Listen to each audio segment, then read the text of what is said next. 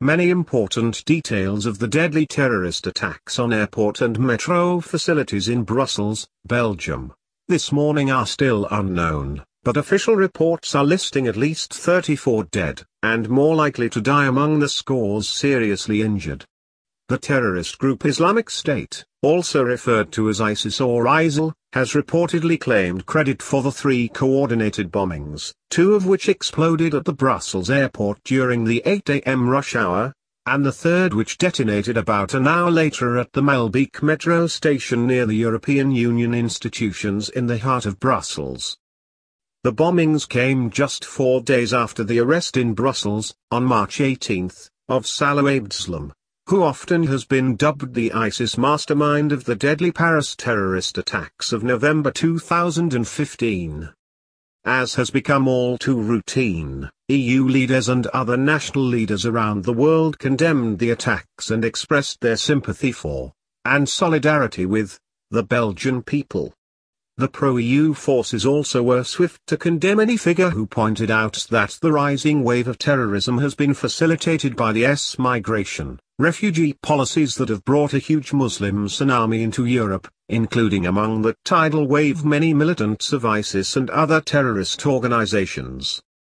In Britain, where a referendum will be held on June 23 on whether to exit the EU, known as the Brexit vote, the Brexit hashtag tweets prompted an instant furious row, as the Mirror put it.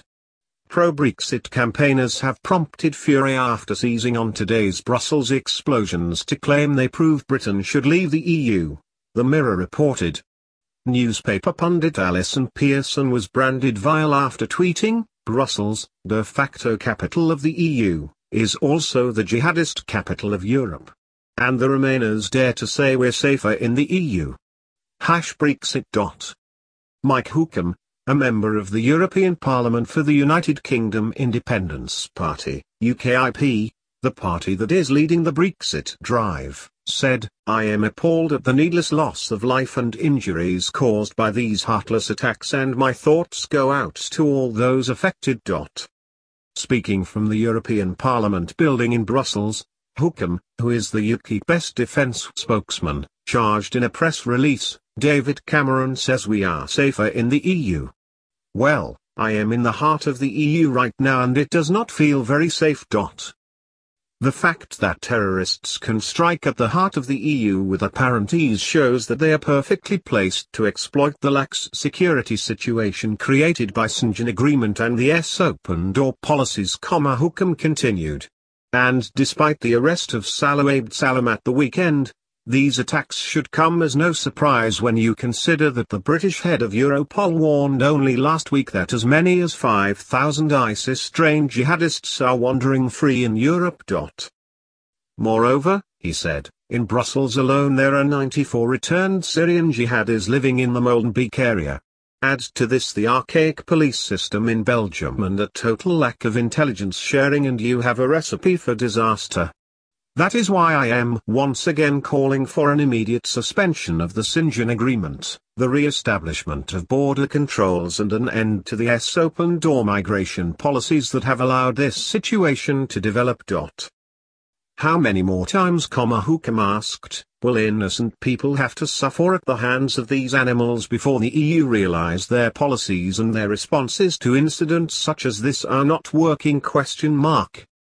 UKIP leader Nigel Farage, who is also a member of the European Parliament, tweeted, "I'm very upset by events in Brussels today and even more depressed for the future." He also commented on the 5,000 jihadists who are at large in Europe and 94 living in the Brussels district of Maelbeek alone. Michael Heaver, a top aide to Nigel Farage, said, "Rampant jihadism combined with open borders is a cocktail for disaster." Brexit. As to be expected, many progressive voices condemned reasonable proposals to limit the migrant surge and urged Europeans to guard against bigotry, nativism, and xenophobia. According to Huffington Post writer Kaz Mudd, the Brussels terrorist attack is the new normal that Europe must acknowledge with sensitivity to multiculturalism. The Brussels terrorist attack, just as the related attack in Paris, shows many things, some more important than others, says Mudd. First and foremost, it shows that terrorism is the new normal for Western Europe, at least for now.